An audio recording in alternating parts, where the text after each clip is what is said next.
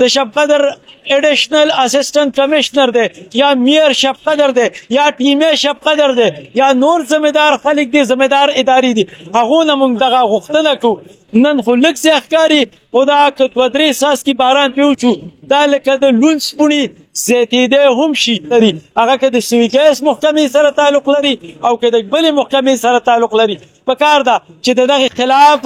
ایکشن والي دغه سړک پرې واپس هم ټیک کړي او سزا هم ورکړی شي سوي ګیس د محکمې چې کوم کسان وو پکار هغوی له وو دغه محکمې له پکار وو چې دغه سړک چې خو یې مات کړو خو پکار ده چې دغه یې بیا جوړ کړی وی او دغه د شب قدر دغه مخ او دغه تندی واپس ښایسته کړی وی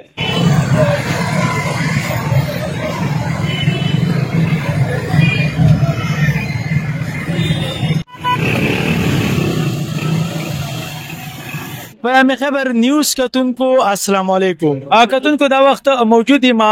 مین د شب قدر چوک کې کتونکو که زه دا ووایم چې دغه مین چوک د ټول شب قدر د مخ یا د تندي مثال دی نو غلطه به نه وي هر کله که دغه مخ دغه تندی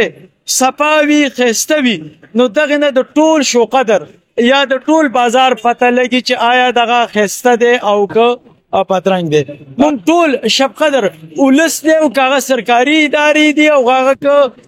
نور خلک دی پکار دي چې د دغه شب قدر چوک د ښایست دپاره هلې ځلې وکړو د دغې خیال وساتو او ویل کېږي چې د محکمه سوي ګیس څو کسان راغلل او تاسو په سکرین باندې وینئ دغه د شب قدر چوک مین چوک دغه سړک یې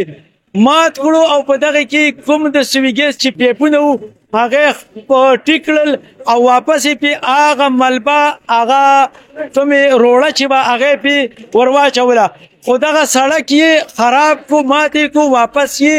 ټیک نه کړو هسې په ظاهره خو دغه وړوکی شان ځای ښکاري خو د دغې مثال هم دغه لوند سپوڼې دی دغه لوند سپوڼې ورو ورو خورېږي نو دغه ټول بدن ته ورسي دغه حساب دغه لږ ځای دی خو که څو څاڅکي باران پرې وشو نو دغه لږ سړک به ډېر لرې پورې خراب شي او په دغې سړک باندې کومه د دغې غریب ولس لکونه او کروړونه او اربونه روپۍ چې پرې کوم لګېدلي دي د ټکس په مد کې دغه پیسې دغه کروړونه دغه اربونه روپۍ لاړې تباه او بربادې شولې سوي ګیس د محکمې چې کوم کسان وو پکار هغوی له وو دغې محکمې له پکار وو چې دغه سړک چې خو یې مات کړو خو پکار ده چې دغه یې بیا جوړ کړی وی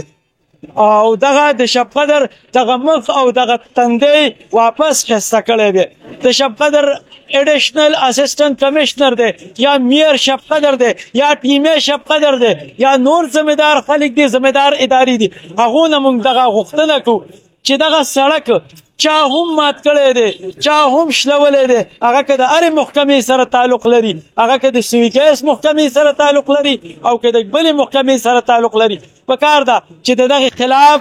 ایکشن والي دغه سړک پرې واپس هم ټیک کړي او سزا هم ورکړی شي ځکه سزا د دغې دپاره پکار ده چې آینده دپاره بیا دغه حساب کار نه کوي دغه حساب د شب قدر مخ نه بدرنګوي دغه حساب د شب قدر تندی نه بدرنګوي پکار دي دغه انتظامیې له دغه ذمہدارو خلکو له چې د دغې خلاف ایکشن والي او دغه